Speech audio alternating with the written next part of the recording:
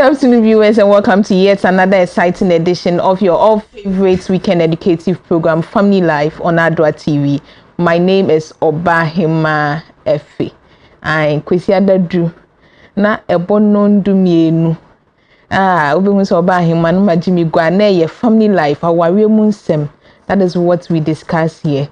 But before we go straight to our discussion or our topic for discussion and then also for me to introduce my guest, we would like to say thank you to our sponsors, Adoatv Roofing and Cookwares, for your quality and affordable roofing sheet, being it single room, 3-bedroom, 5-bedroom, self-contained, any building at all. Just get in touch with them and they will give you quality and affordable roofing sheets. You can also get in touch with them for your quality cookwares, especially in Bana Mukwa Wariano. I Uko Honoma, chance in Bia Hebia, Umbema Papa, ni muye drew. Nyo disi jaswa who say ampa chance in papa no akwakoto ne boss de eda form boko. We also say thank you to Venna Mineral Water. Insuya ya kono insuya onuma who say yes one insuya pa insuya enkofa problem bia enfa maw ewo wasitini manasa wa brabo mu anasa health wise no you wouldn't have any challenges with it. We are saying going for Venna for all occasions, parties, weddings, engagements, any gathering at all. Just get in touch with Venna Mineral Water and they'll quickly come to sort you out. We also say thank you to Spiffy Clothing for your quality and affordable printwears and embroideries. Just get in touch with them on all social media platforms at Spiffy Ghana. We also say thank you to Sonotech Medical and Diagnostic Center. We're going for a quick time. When we come back, the show continues.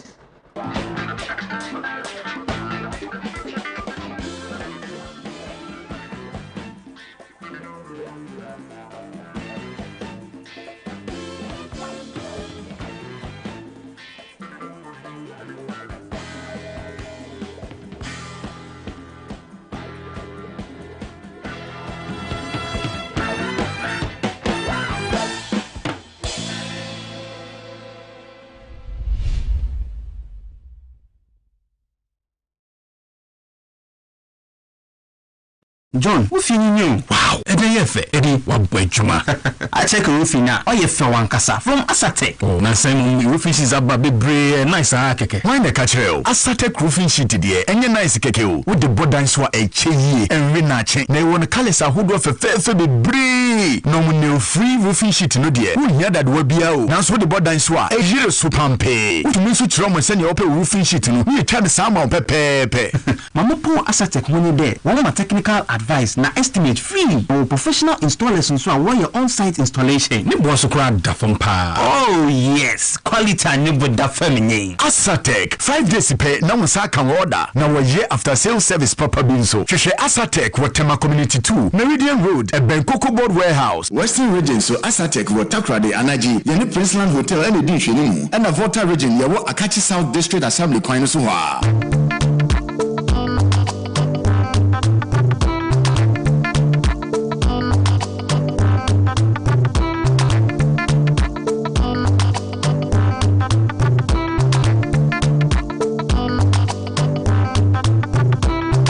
Go, good people of Ghana. Here are some safety measures on prevention of coronavirus. 1. Cover your mouth with tissue when you cough or sneeze. Dispose of tissue into a bin immediately you cough into it and wash your hands with soap and the running water. Avoid shaking hands and use sanitizers as often as you can. Signs and symptoms of coronavirus include fever, cough, sneezing, and difficulty in breathing.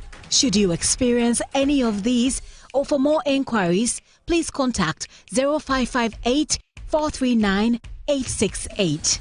That's 0558 439 868 or call 0509 497 700. That's 0509 497 700. Remember to always wash your hands with soap and the running water. This message is brought to you by the Ministry of Health, the Ghana Health Service, and partners.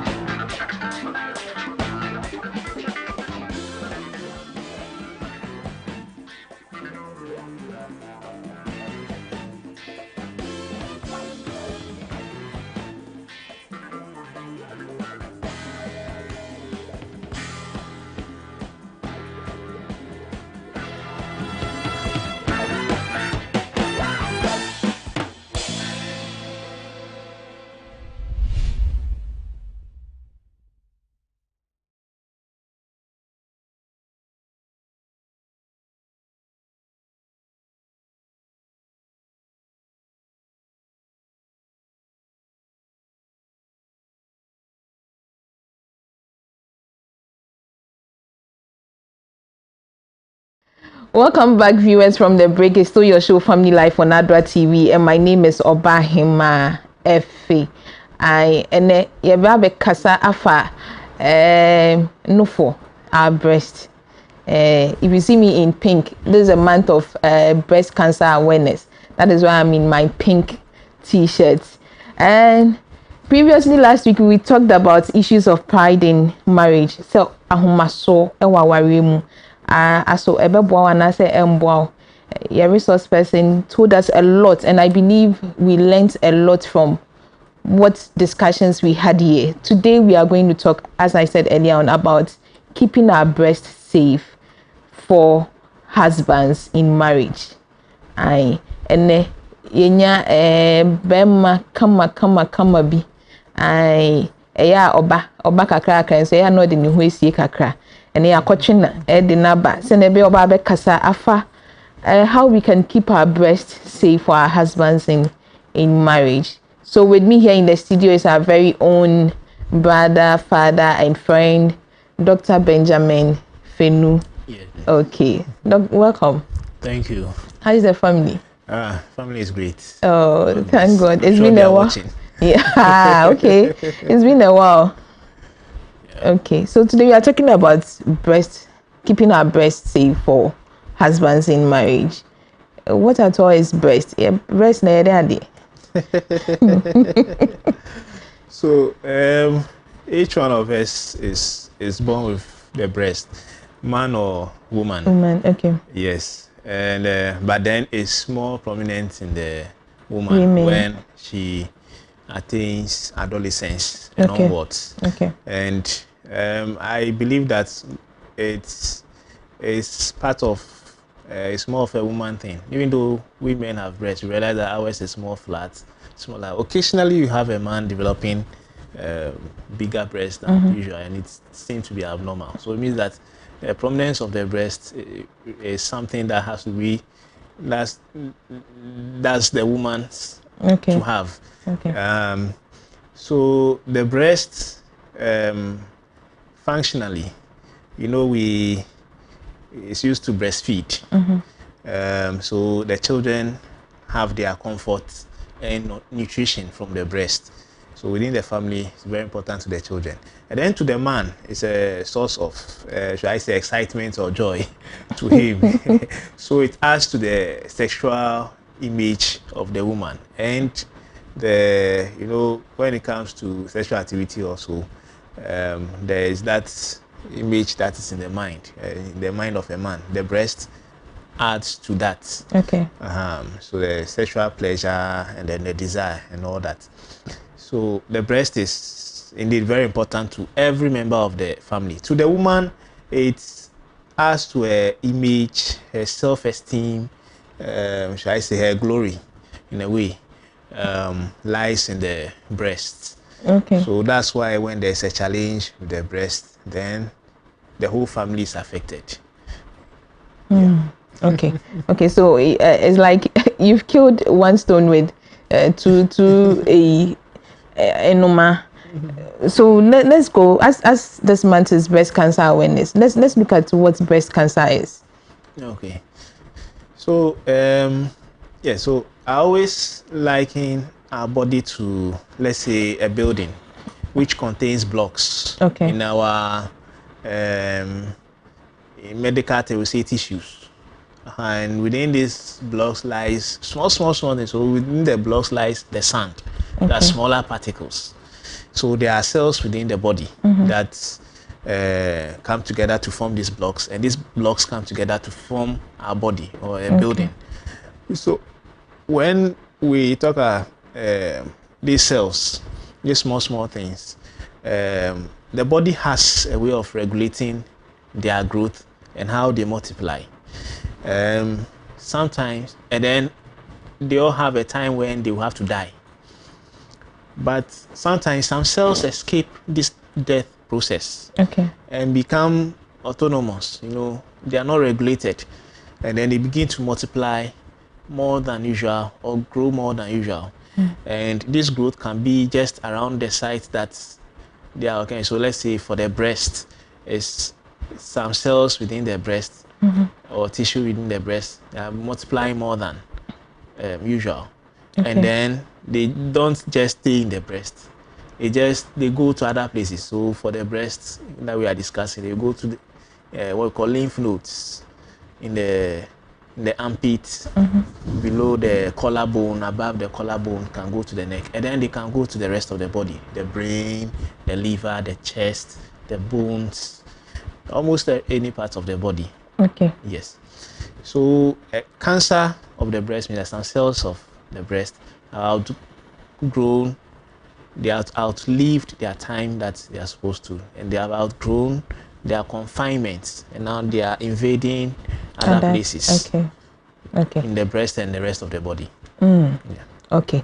So as you said earlier on, that breast is kind of important in marriage. How does it spice up sex?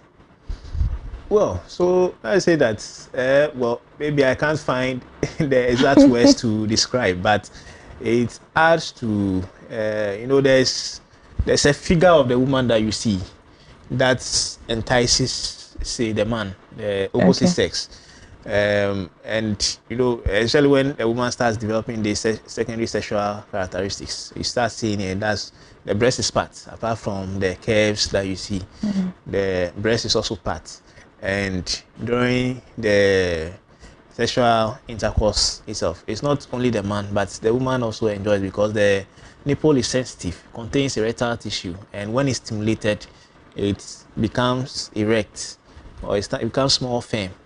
And because there will be more blood rushing into it in response to the stimulation. The nerves that are there are stimulated, and then blood rushes in.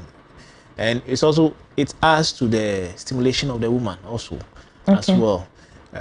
So that's its importance in when it comes to copulation or a sexual act. Okay. What of the men? You see, at times you hear some men screaming when women are just trying to suck. What comes through your mind, or what goes on when something is going on? Well, so like I said, just the appearance of the breast is enough to stimulate a man, depending on the situation. So definitely, if I'm in the consulting room, I'm not supposed to be stimulated. But if I'm with my wife in a different environment, then that stimulation comes in. So that's the essence of the breast to the man. He also, by the sight of it, gets excited. Let me put it. So that's the importance of the breast. I don't know what it is in other jurisdictions and all that, but in the men, but the male breast itself, well, also has some similar what do you call it, response to stimulation. Okay. But I guess it's more the female is higher. Yes, please. It's more important to the ladies. Okay. Yes. Okay. So can we look at some of the causes of breast cancer? Yeah, okay. So we always say that there isn't a natural cause of breast cancer. What we can say is risk factors.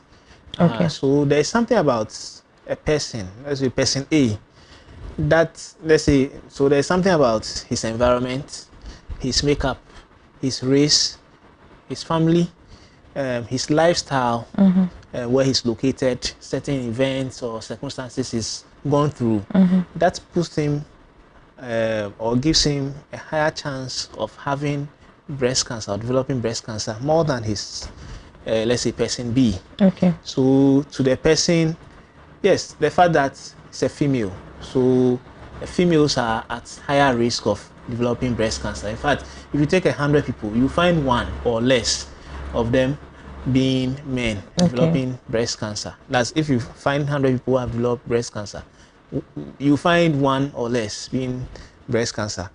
The rest will be female because they have more breast tissue, they have more hormonal influences, the estrogens on the breast. Now, the next important risk factor that we see is age. Okay. So through no fault of ours, we have to grow. We have to grow older, and with time, the body's ability to, regulate the cell growth, the maturity, the division, and all that becomes a bit defective. So there is that chance that some cells they start growing out of order and it develops breast cancer. So typically now the peak age is between 40-49 years. We are seeing more breast cancers when you look at the figures, the global statistics, and in our sub-region, 40 to 49 years. However, we are seeing people who are in their 20s who are developing breast cancer. It's worrying. They seem to be fewer. In times past, there were few. But now we are seeing a lot of that. A lot of young ladies coming in with breast cancer. And the sad part is that usually the young ones will come with more aggressive disease. And because they are young, we have attributed the disease to something else. And by the time they come, it would have been it's late. too damaged. I mean, advanced and all that. Especially everything is, so a person's life is deformed and all that. So yes, age is a very important thing. But we've seen 16-year-olds, we've seen 14-year-olds who have developed breast cancer. We've had to manage them as such. And we've seen those are the other extremes of age, like 84, 83, 84 years and all that. So really, yes, age is important, but appears now everybody or every age group is getting at risk. It's just about the numbers. Now, the other important thing is when someone has been treated for cancer of the breast, it can develop that in the opposite breast. Yes, there's about a 50% chance of developing cancer of the other breast. That's why after treatment of breast cancer in one breast, we would monitor that side and then the opposite end as well to make sure that the person has not developed any early signs. We want to catch any early sign of breast cancer. So can we see some of the early signs? Yeah, so most people present or come to us with a lump in the breast. That's the most common complaint. So if the lady has been examining her breast constantly, every month, she gets to know how her breast feels. And if she detects the changes, she would come to us. So commonly people come with the lump, as I mentioned earlier on. And the thing about cancer especially, I mean, or even the breast, most of the breast lumps that we find are usually not painful. And that includes breast cancer. That's why we advocate that if you notice anything, any lump in your breast, it should come for assessment. So a commonest complaint is a lump in the breast, and it's painless. You see? So because it's painless, and now people will just overlook it. They want to start feeling pain, or they only come when they feel some pain sensation in that affected breast. For some people, they will not examine their breast unless they start feeling pain. We advocate that we do better. Any painless lump should come to the hospital. The other thing is when you notice, when the lady stands in front of a mirror and examines her breast every month, we advocate that 3 to 5 days after the start of the menses, every month, a lady that's from age 20 years will stand in front of a mirror, examine herself. So she raises her hands, and so if there is any change in the size, the shape, so because we've been doing it constantly, one, it's normal to have one slightly bigger than the other. So if there is one that is unusually big, then you know that there is a challenge.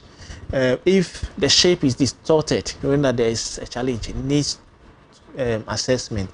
We have noticed the skin. So if you notice redness of the skin or unusual darkening of the skin, then you know that there is something happening. And then also may have what we call a dimple, dimpling of the skin. It comes with the cancers. the cancers have a way of drawing the skin inwards. Okay. Yes, and that's what we call tethering. So it tethers the skin inwards, and that's a sign of breast cancer. That can be a sign of breast cancer.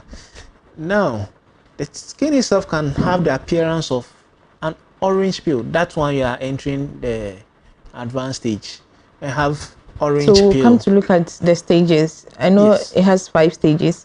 Or You is have it 4? 4 stages, 4, but okay. they all have to do with the size of the lump. So medically, that's how we've staged it. Okay. But the well, I'll not take the winner out of the seal.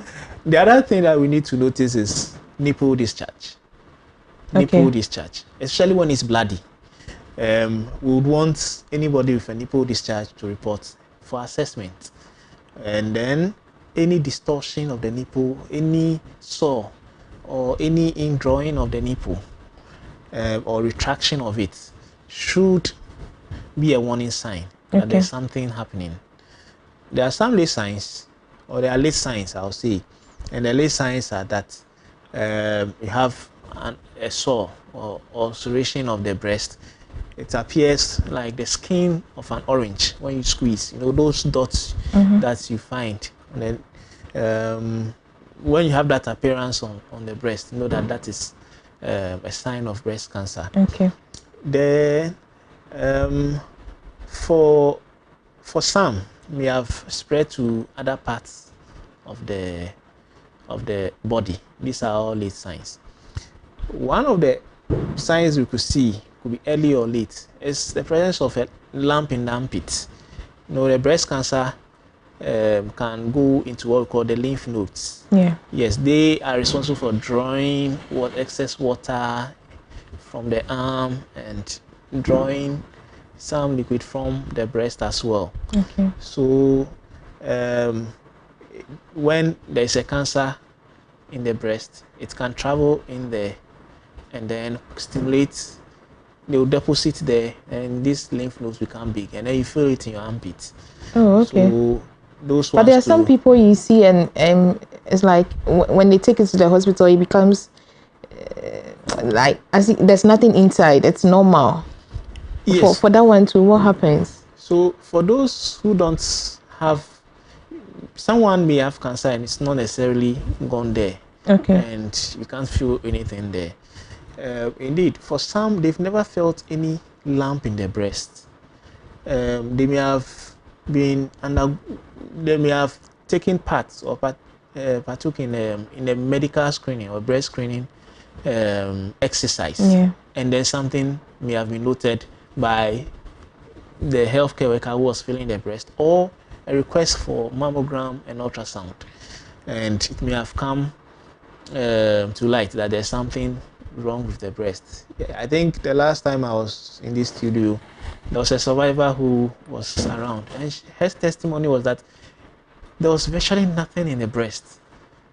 All she felt was some pain or dragging sensation, and decided to follow it up, and it was detected with a number of scans that she has developed, or she has some suspicious lesions or things or abnormalities in the breast, and then they took a bit of it and it came as cancer.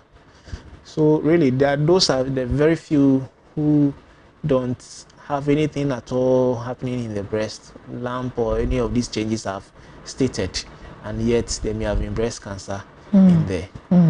Does it become appropriate for husbands to be sucking their women's breast? No, why are you laughing? This sucking issue is almost everywhere I go.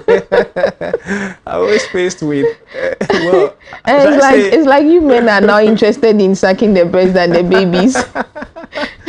Well, the breast originally belongs to the man first. It belongs to a man before it belongs to. I know the pediatric society and the gynecologists may not agree, but I don't even agree to that. They may not agree. They may I also don't agree. But it first belongs to the man. How? I think the whatever the babies do get is a temporary, or it's been rented out temporarily to them to have their source of nutrition and comfort. But beyond that, when they have attained the say 1.5, 2 years, then the breast is for the man again. He has to take his back. Hey. Well, but you know the issue about sucking breast, I think, I mean, in regards to the spouse sucking the breast, perhaps if depending on the power of observation of that spouse, may detect some abnormality in the process, and that is helpful. We advocate that the men don't only find that joy with the breast, but occasionally they should be deliberate in trying to search for any lumps or any changes, and they encourage the ladies to come to the hospital when they find out anything unusual. So say that don't just suck it, but say you should feel it, and then let's see if there's anything unusual. But should they have a specific time period for playing with their spouse's breast? Oh. No, because dog, you see, at times some go to the extreme that after the foul play, they feel pains in their nipples. So definitely, anything that's causing discomfort is not usual. Yes, at certain times of the month, the nipples become more sensitive. Sometimes they become sore, or in a lactating and breastfeeding mother, it becomes sore because the baby is also sucking. Yeah. So that's the man's or the spouse's own becomes an excess. So these are times to it's a cordial relationship that you have. So you should be able to understand each other, and then so that there'll be less pain.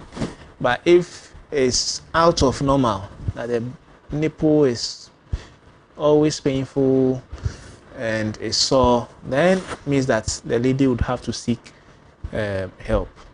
Yes. But that's not to say that the men should go out causing. Well, what you said is like you are rather giving them the go ahead. Yes, because whilst a baby is breastfeeding, and you are breastfeeding a baby, and then the man is also sucking. Hey, dog. We are not saying the man should be competing with the baby. Oh, some will go to that extent. Oh, I think the men should also be reasonable. That's all I can say. It should be reasonable, because you can't be competing with your baby there. He'll have what's this man doing? You know, so when the baby is when it's breastfeeding period and all that, maybe when baby is going to sleep and the woman can allow it, or it's tolerable, then but going ahead to compete with the baby when the baby is at it, then you're also at it. It's not appropriate. So my male counterparts or fellow men should not hustle too much. Okay. Should not hustle our ladies too much. Okay. So, dog, let's come back to the stages of this breast cancer. When we say the 0 stage, what does it mean? So that's where usually you would have you've not detected anything cancerous. Okay. In a way. That is when you have gone for the checkup. When you are going for checkups, you know, there is the size of the lump and where it's gone to. Okay. In regards to it's leaving the breast and going to the armpit, the lymph nodes. Okay. So the lymph nodes come in the armpit. Armpit, yeah. So typically you have stages. You have, yes, like you said, 5 stages, but it's up to stage 4. So stage 3 and 4 are advanced. Okay. Advanced stages. Typically stage 4 is something that spread to the rest of the body. The stage 2, stage 1, stage 0 are early stages of the disease or the cancer, and at that period the chances of the success of the treatment in regards to attaining cure, if it's possible, is higher. The chances of preserving the breast is higher.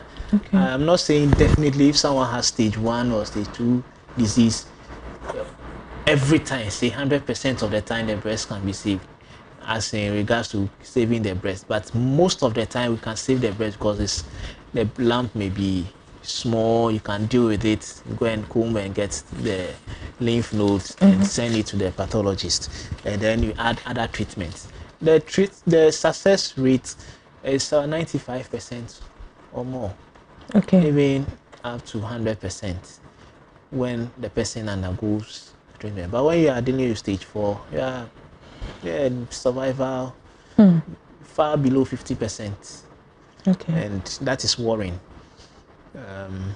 One key thing that I may have to chip in is that when it comes to breast cancer, we also we are looking at the chances of getting a cure. What are the chances of getting a cure in a lady with breast cancer? And it's cheaper when it comes early. It's cheaper when it comes early. It's easier when it comes early, and it's less debilitating when the lady or the person comes early for treatment. So that's why we've been preaching. We know that the preventive measures are not 100%. It's not your fault that you are aging. That's why you can't do anything about it. It's not your fault that you're a lady. You can't change anything about it. It's not your fault that you have inherited some genes from your parents that puts you at a higher risk of having breast cancer. Okay, so let me ask, is breast cancer genetic? For some people it is. It's a risk factor. There's a genetic risk factor or a hereditary risk factor. Okay. So someone whose siblings, that's first degree relatives, which are siblings, parents, sometimes you could trace it to a maternal auntie or grandparent who may have had breast cancer, and we have to trace that, especially when the lady develops breast cancer at a very early age, in the 20s, early 30s. Is there any familial history of breast cancer? We've seen one or two people who genetically, I mean, worldwide, there's a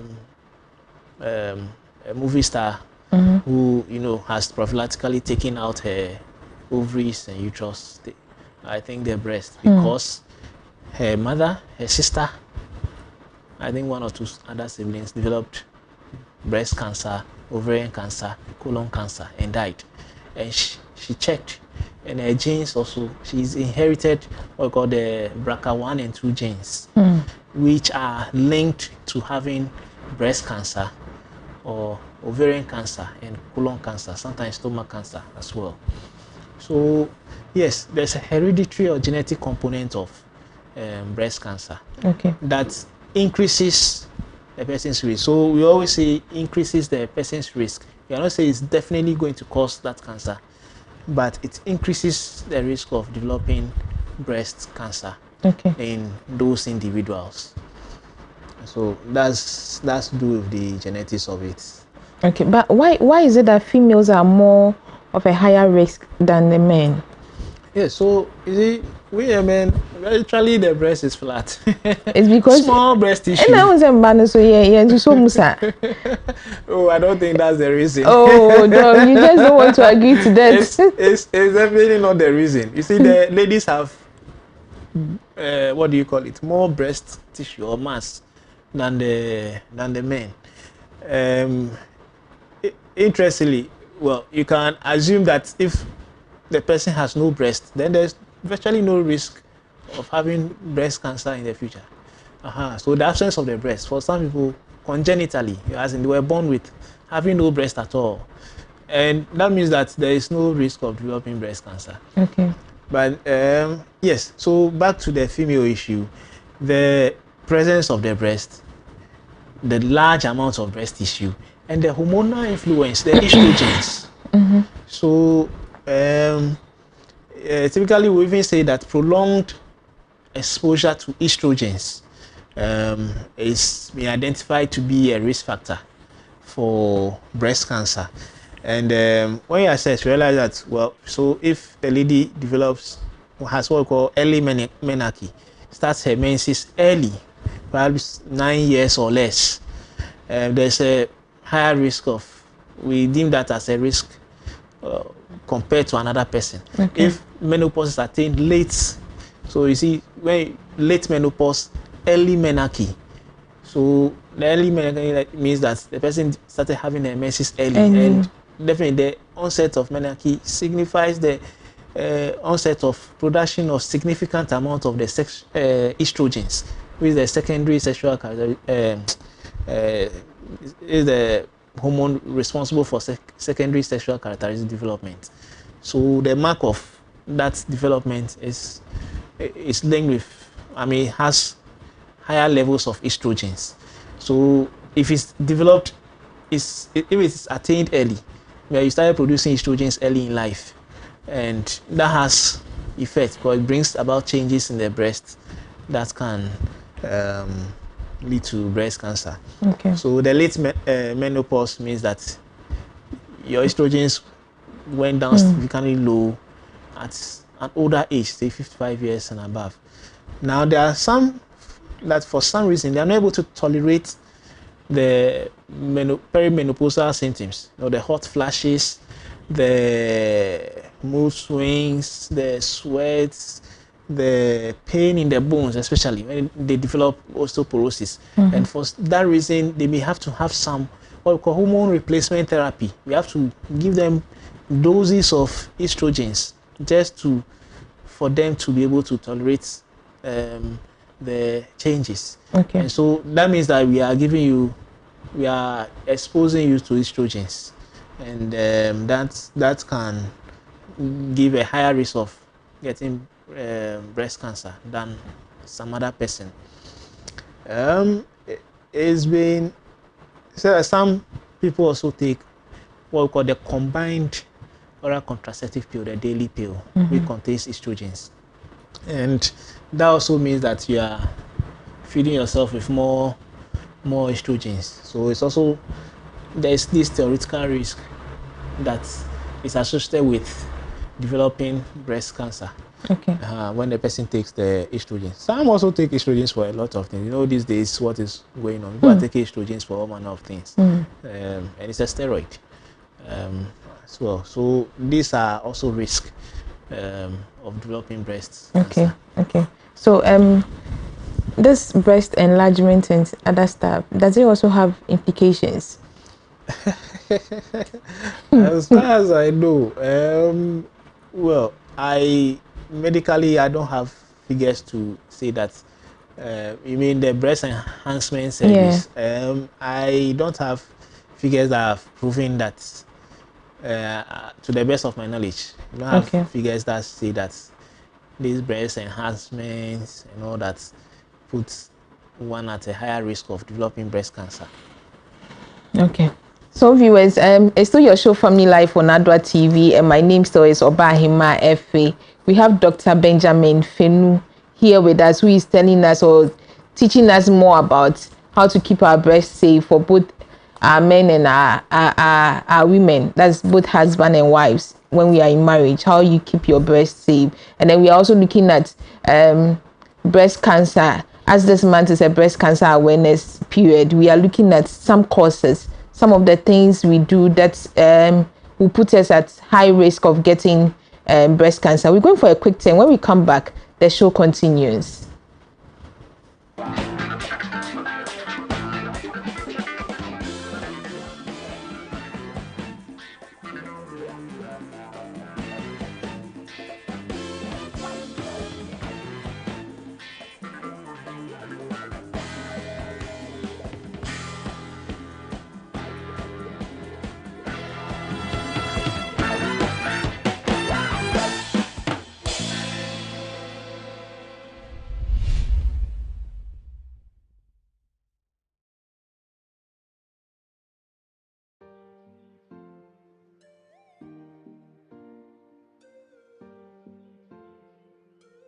Hello everyone, my name is Sanaya Boa, the founder of TNU Fitness, which is a lifestyle change movement for women. As part of our vision to empower women to take charge over their health and wellness, we are super excited to partner with Sonatec Medical and Diagnostic Center in their fight against breast cancer. Every 15 seconds, a woman somewhere in the world is being diagnosed of breast cancer.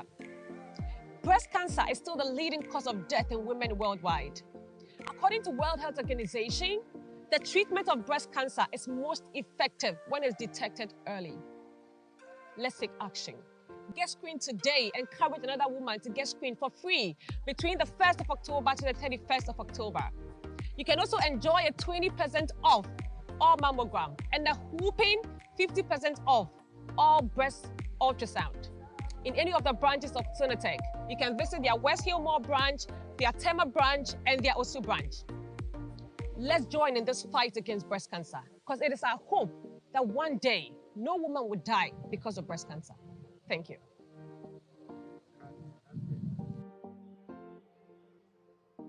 Announcements on Adoatv. Contact Adoatv for your general announcements, proclamations and publications, job vacancies, etc. at a very affordable rate. Call 050-92-57754, 020-9494-258, or visit our marketing desk at Stepwork premises. Adoatv, bringing good things to life. Do you know that we have phenomenal influence on our various regulatory bodies? How many of these regulatory bodies do you know within the country? Are you aware you can lodge your complaints if and when you are not satisfied with a product or service? How often do you ask the relevant questions? Whom do you call when things are not rightly done? Connect with me on Regulators on Adoatv as we deliberate on the purpose of these regulatory institutions, their functions, accomplishments, and shortcomings. We ask the back-breaking questions and get the unpolished truth. Be a part of our conversations.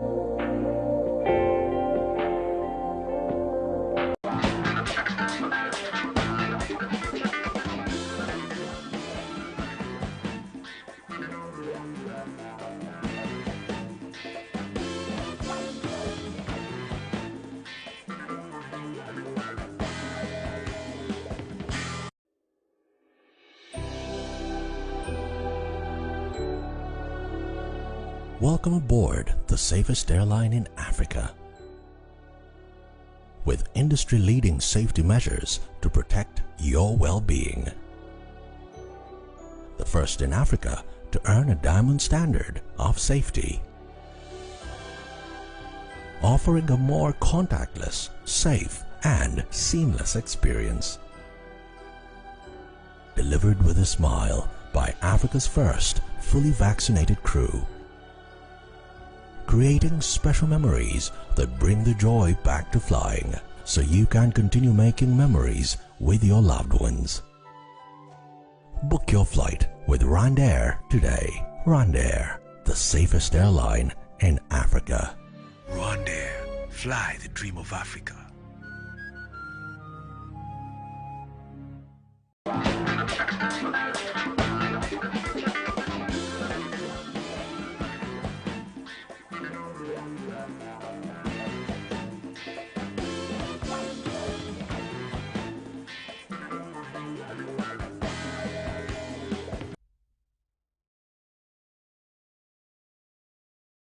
For Adoatv, and my name is Obahima Efe. Before we went on break, we are still discussing keeping our breast safe in marriage.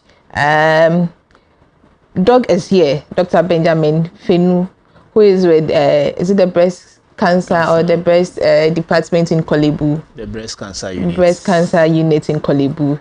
So he's still helping us to know more about how we can keep our breast safe for both spouses when we are in marriage.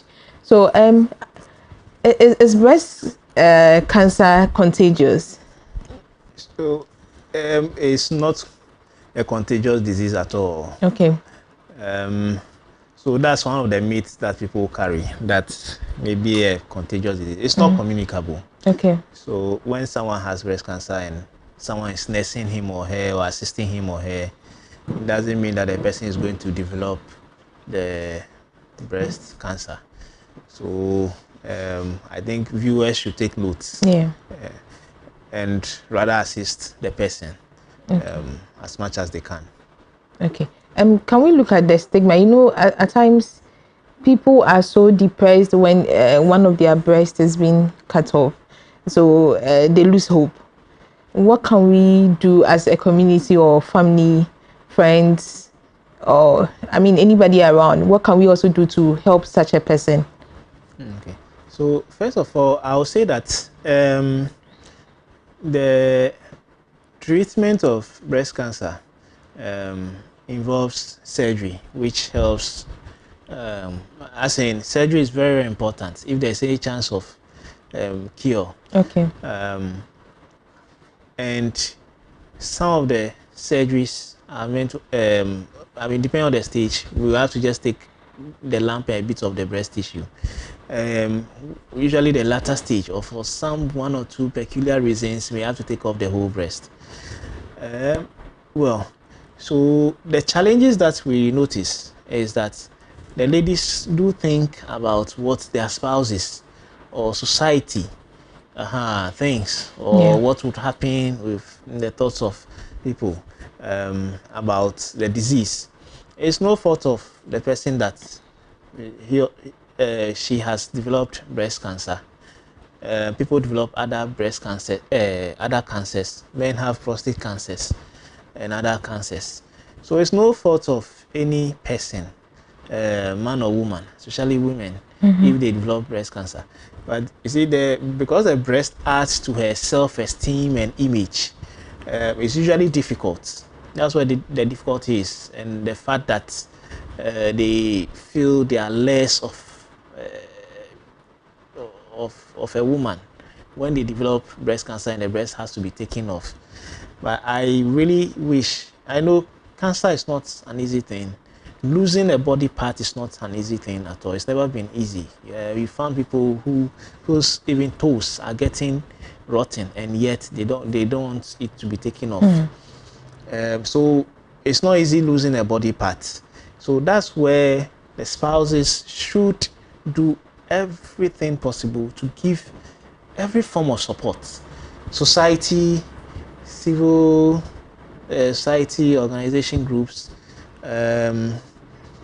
the family, church, wherever the person finds him or herself.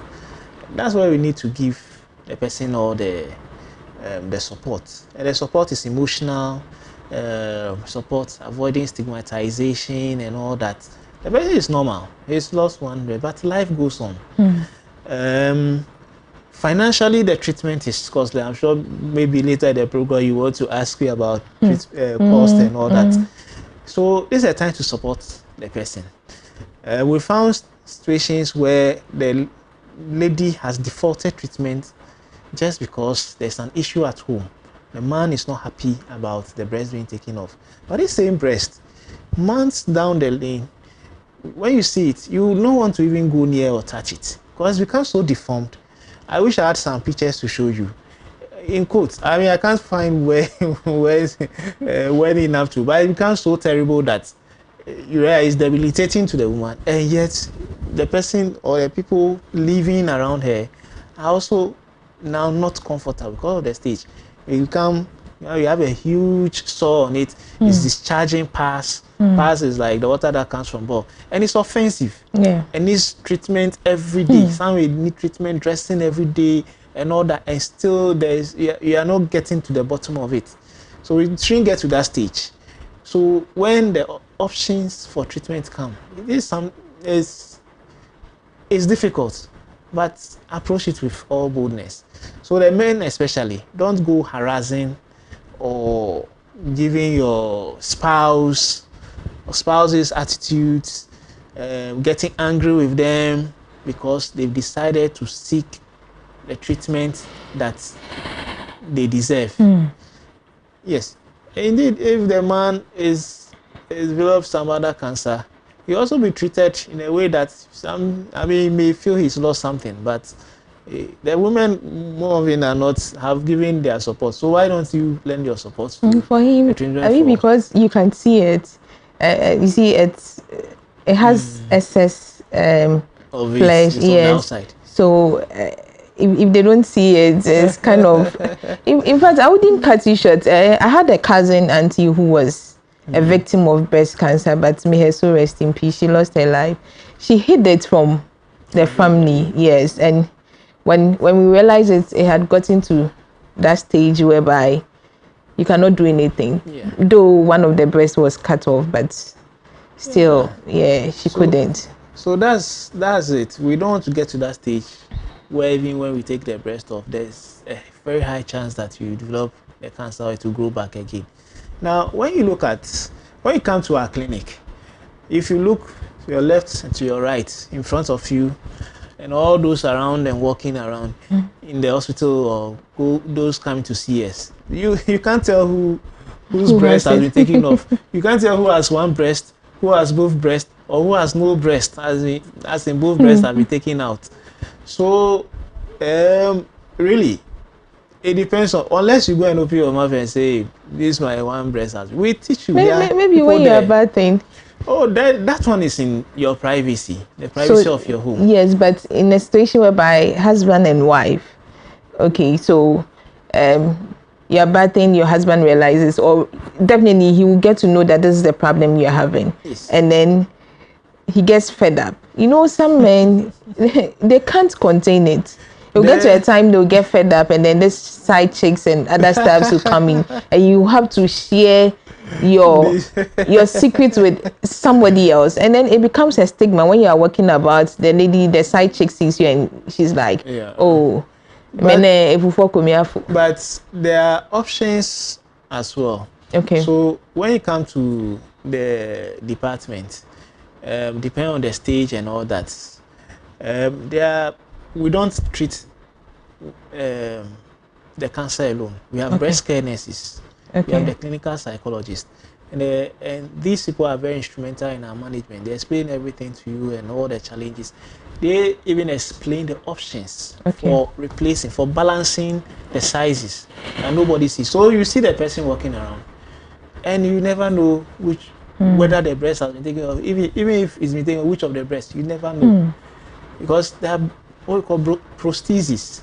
We also refer to the plastic surgeon who can mold, reconstruct the breast.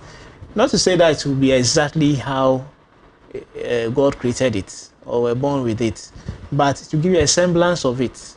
And it can be so good that you wouldn't feel or see so much difference from the outside. The only challenge is that, yes, depending on which type you are going to do it, maybe there's an extra cost. But those who can afford do go in and have it done. And I believe they are enjoying their life with it, or their lives with it. As for the men cheating, look, I mean, excuse me to say, you've seen very beautiful women on the screen. We've had celebrities, very beautiful ladies, and yet their spouses have gone to cheat. And you ask, what's about this lady that you can't find all your joy in, and yes, you go and find another woman? So I think it has to do with the person's attitude than the fact that the wife has lost the breast. Yes, because the definition of love goes beyond a lot of things. Everything that you see physically about the woman. But let's come back to the topic, keeping the breast safe. Yes. Do we have to, maybe when you're bathing, how do you have to wash the breast so that you don't bath it anyhow? Well, basically, I don't think there's a prescribed way of cleaning the breast, except to clean the breast, as everywhere that it has to clean the breast has to be cleaned.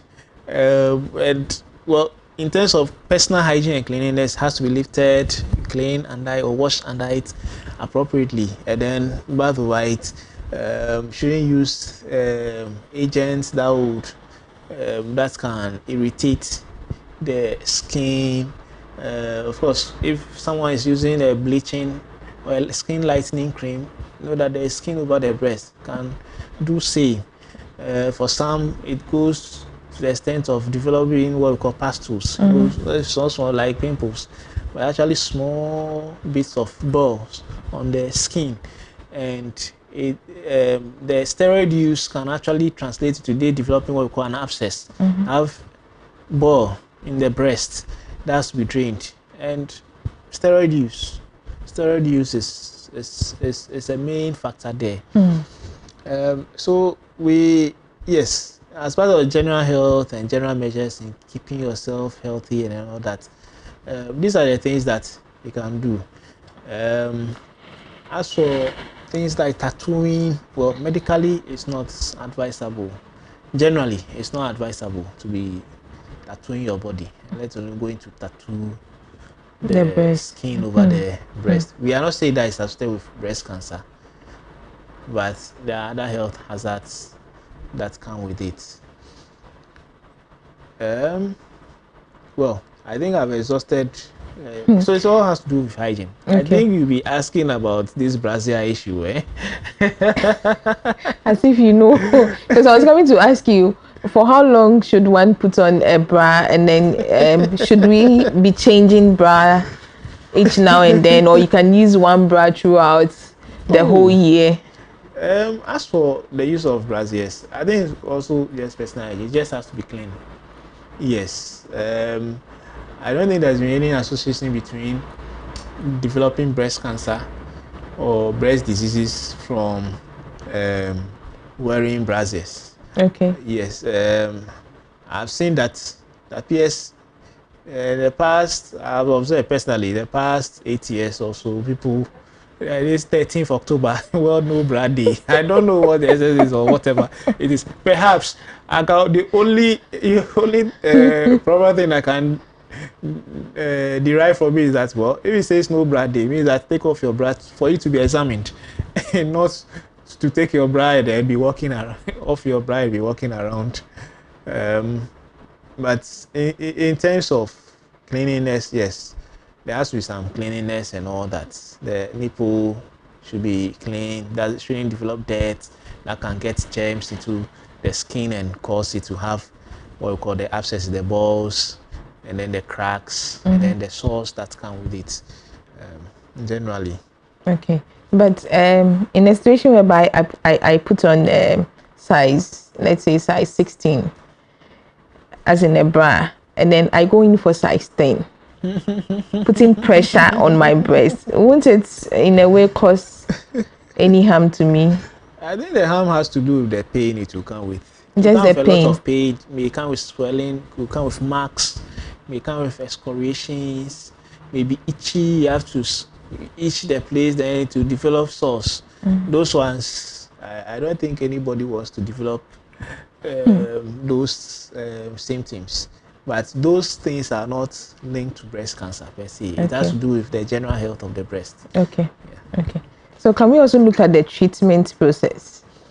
Yes. So what it entails, how much is involved if you want to treat breast cancer? So we are looking at a combination. You see, when it comes to treatment of cancers, we put a combination of treatments, and all this is geared towards reducing the chances of the cancer growing back. Okay. We want to reduce that chance, the barest minimum. So surgery, yes, as I mentioned, if there's any chance of eradicating or cure, a surgery. Now we've added chemotherapy with drugs. So there are virtually drugs that are toxins to the cancer. That will kill the cancer cells. Is it going to kill it forever, or is just trying to control it? So what the chemotherapy does is that if there have been any cells that have escaped to any other part of the body, because you can't go performing surgeries just all everywhere, over. You can't perform any surgery on the blood, or you can't drain the blood. So the chemotherapy is supposed to be, that kind of thing. That's like the knife in the blood. Okay. To kill these cancer cells. And then, but the effect is that because they kill the cancer cells, eventually we have the effect of reducing the size of the lump in the breast. Sometimes the lumps will vanish, but that doesn't mean that cure has been attained. And so unfortunately, we lose people to follow up because we have started chemotherapy. We have seen some good reduction or vanishing. I mean, the lump can no more be felt again, and they think they've got cure and they've run away. Yes, it's expensive. I know it's expensive, but you know, when you have finished with chemotherapy, the surgery must come in, or the surgery comes in and chemotherapy follows up. We are looking at the person's life. That's why I mentioned earlier on that the treatment for cancer, I think as a country and as a society and Christian organizations, civil society groups and all that, it should be a collective thing. It's no fault of someone. Maybe if you ate your way to having some diabetes or something, okay. But this is cancer.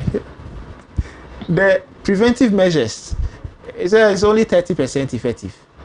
Like lifestyle modification, like excess alcohol intake, excessive weight gain, smoking, and maybe taking some steroids. They're only 30% effective if you want to avoid them physically. The rest is no fault of yours that you are growing old, like I said, or that you're a woman, or you're endowed with more bigger breast, or that is in the genes within the family. It's nobody's fault.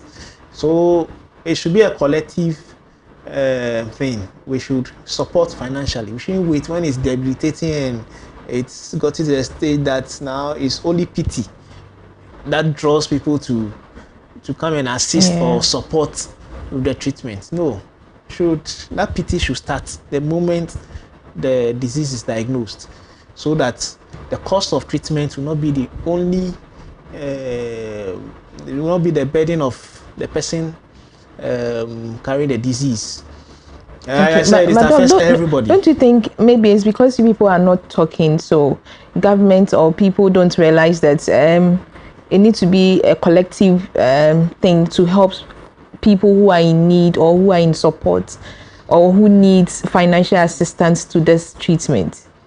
Well, interestingly, when it comes to, let's say, the National Health Insurance, breast cancer has some edge over a lot of other cancers. Most of the cancers are not on health insurance. Okay. I think you've heard, yes, before. Most of the treatments for cancers are not on health insurance. Fortunately, breast cancer seems to be a one that is partly covered by health insurance in terms of the chemotherapy. Even the surgeries are partly covered, the admission and all that. But other ones are not covered on health insurance.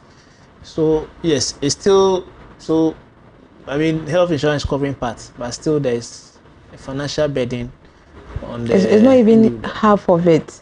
I would say it's more than half. Really? It's more than half. How much is the cost for the chemotherapy? I can't actually say out of because you see, when someone is undergoing chemotherapy, it's monitored. And we have to do adjustments regards to changing it or stopping it. So let's give a rough estimate. That's difficult to see. I think recently I've had someone going to the accounts office and had estimates in excess of maybe about 1,500 or so. Fortunately, you know, the teachers have an arrangement with SGMC where they have a free treatment. Yes, but definitely when it comes to other jurisdictions or hospitals, you have to foot the bill, and it's partly covered by the National Health Insurance. Okay. Yes. There's some medications that are very expensive, which have been covered on the insurance, and for that reason, people are enjoying the benefits. They would have paid over 100,000 Ghana cedis if they had to pay out of pocket. Okay. Yes, but because of the health insurance, regards to breast cancer, so that's how far breast cancer the negotiations have gone. Okay. I'm sure there are, we hope that the stakeholders, policymakers in future would look towards putting most of the cancers usually improving access to breast cancer care on health insurance. So chemotherapy, yes, and then there's radiotherapy, which means that it's control of the disease where it is on the chest and in the armpit. So we put you, the person is put under a machine and bombard some radiation, yes, at different angles to destroy.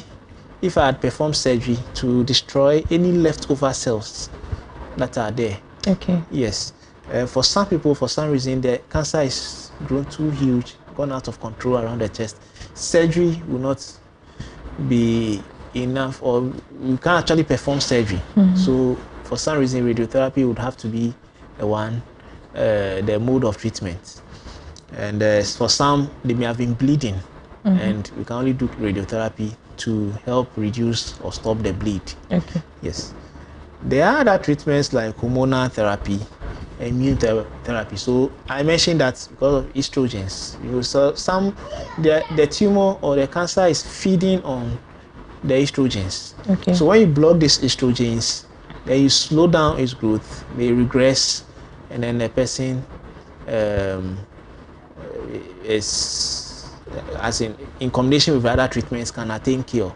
And the hormonal treatment, when we place someone on it, is for 5 years. After 5 years, we assess.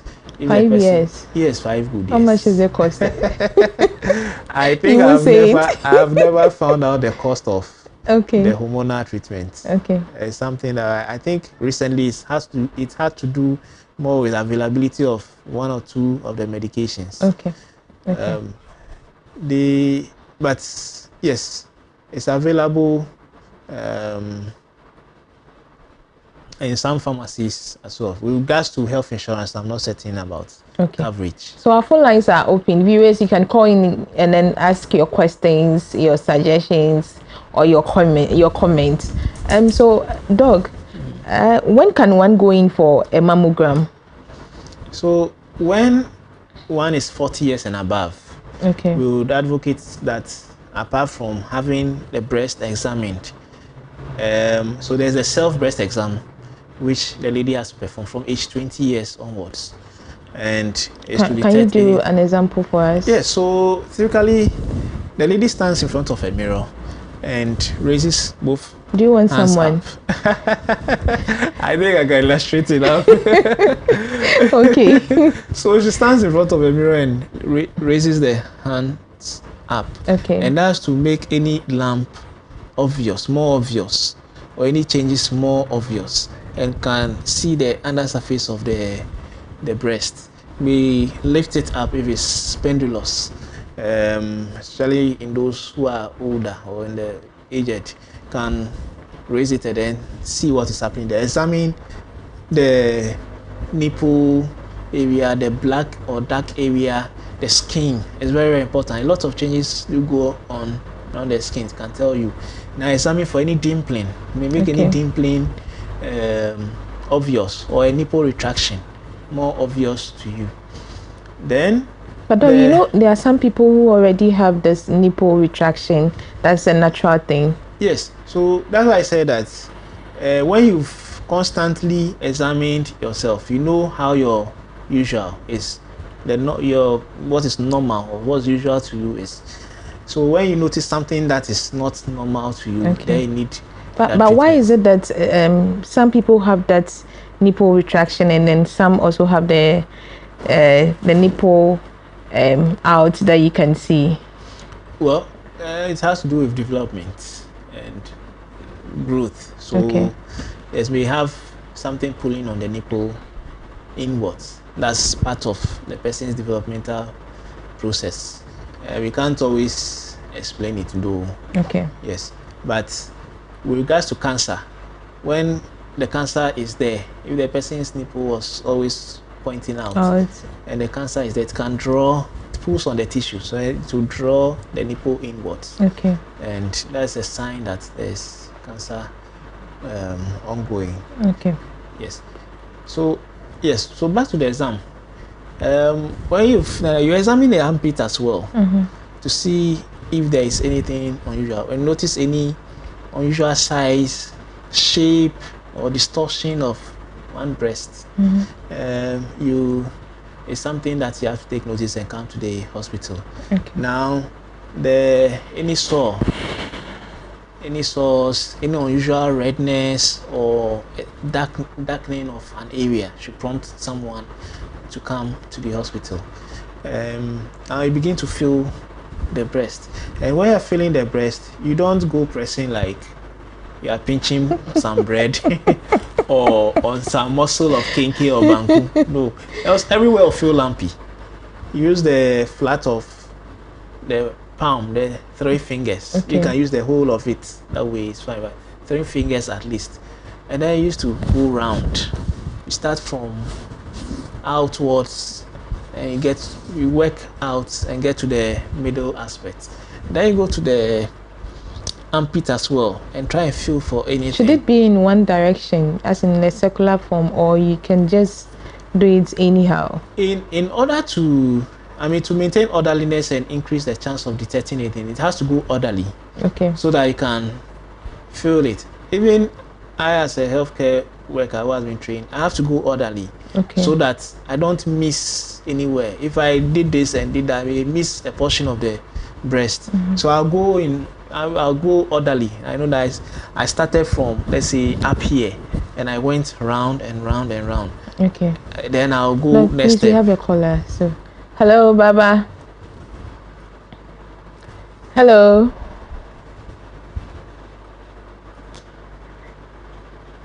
Hello.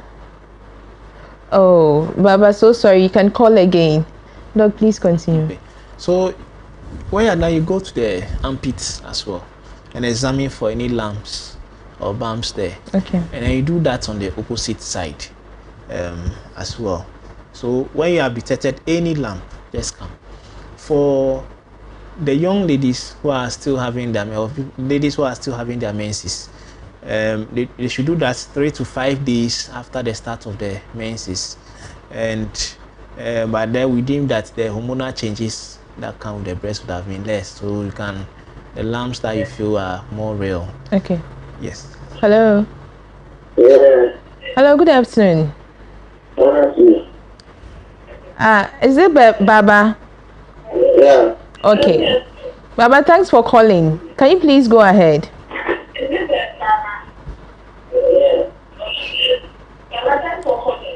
Baba, please lower the volume of your TV set for me, okay, please.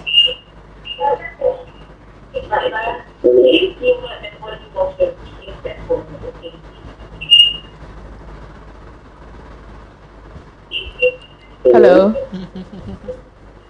Hello? Yes, Baba, I can hear you. Please go ahead. Hello?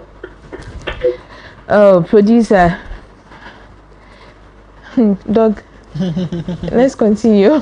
Yeah, so I mentioned that for a lady who is having a menses, you choose that day in the month, 3 to 5 days after the start of the menses, and examine the breast as I've described. Okay. So that particular time, if you are choosing, say, the 5th day after the start of your menses, you do that regularly. Okay. Same day, every monthly. Okay. And every 2 years, you can have the breast examined by a healthcare worker. Doc, please, we have an... Hello, Esther. Hello, madam. Yes, good afternoon. Good afternoon, madam. Please go ahead. I'm a and last of 2019, I conceived I was pregnant, and at the 3-month time, I saw someone going through my breast. I reported to my doctor, and they started to be I went to transmission hospital, so they referred me to do. But unfortunately, when the test came, it was breast cancer. But God be so good. I have given birth, and I have been faithful with myself. I read my life test, it has been removed.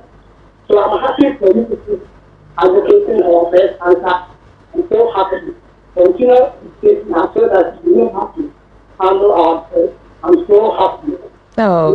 So I'll be on my way to check out. Okay. We are going to what I'll be doing now. I'll be doing successfully. So I'm happy to talk to you for the program. Okay. Okay. Oh, thank you so much, Esther. Kindly talk to my producer. Maybe we'll talk to you after the show, okay? Okay, sir. Okay, thanks so much for calling. Yes.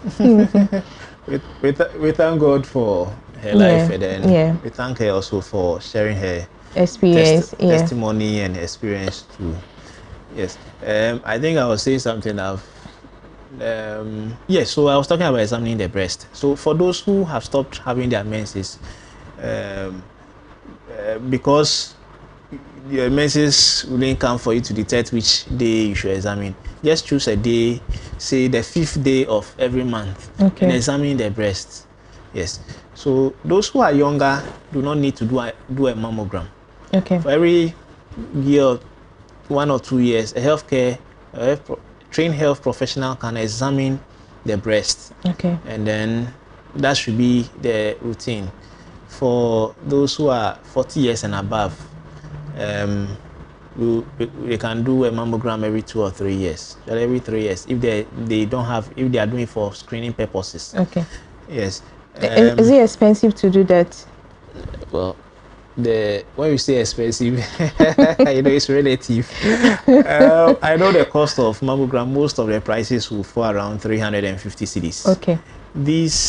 During October, a lot of the imaging centers reduce the cost just to help encourage people to go for a scan at least for this month. Okay. So, well, cost is relative. But we hope that a lot of people can afford this in future. Yeah. So when you examine your breast and you found any issue, postmenopausal, you just come to the hospital. It's, as you know, Sonotech is offering that walk-in breast exam by a trained health professional, so that you'd detect anything early, and then you'll be referred appropriately. There are other hospitals that are also doing same. Yes, if you permit me to mention their names, I think we have there's Leicester, there's La Paz Community Hospital, Kolebu Teaching Hospital is doing, but it's not on a large scale like we used to do because of COVID and the restrictions. Rich Hospital also does. I think there's Medifem also. A number of them. That come to me. Doc, let's look at the importance of this awareness and why the month of October. Well, I think I haven't delved into the issue why October was chosen, but we know that every October is termed the Pink October. So why pink? I've been thinking about it. Why pink? I just well, I think we have to delve into it. Find out. Yeah. But most now, a lot of cancers are observing a month within a year. Prostate cancer has its the hematological malignancies, the blood cancers have theirs. I think liver cancers also have theirs. So, well, maybe year in, year out, these months are coming up and need to be observed. I think, well, for non-cancer, I think HIV started with the red ribbon, and now the pink ribbon is associated with breast cancer. You must know that breast cancer has toppled cervical cancer in regards to the number of women presenting with the disease. However, when it comes to mortalities, that's death from cancers, that's cancers that are related to women. The cervical cancer comes first, and breast cancer comes second. So the two are just changing positions. Having said that, breast cancer is not entirely preventable, but early detection is what we've been preaching. Early detection and effective treatment. So effective treatment, now you don't go to the herbalist or don't start applying things to it. or don't go to alternative care medicine. Effective treatment is that get the appropriate treatment that's internationally recognized to, as in bringing cure where it's possible. In regards to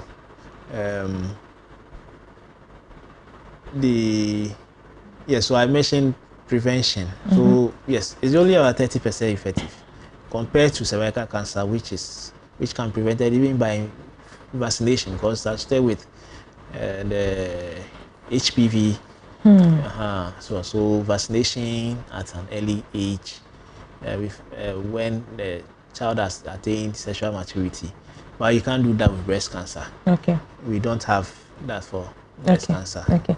So, Doc, what would be your advice to breastfeeding mothers? You know, if you go to the hospital, they tell you you breastfeed a baby from the start to, let's say, 6 months.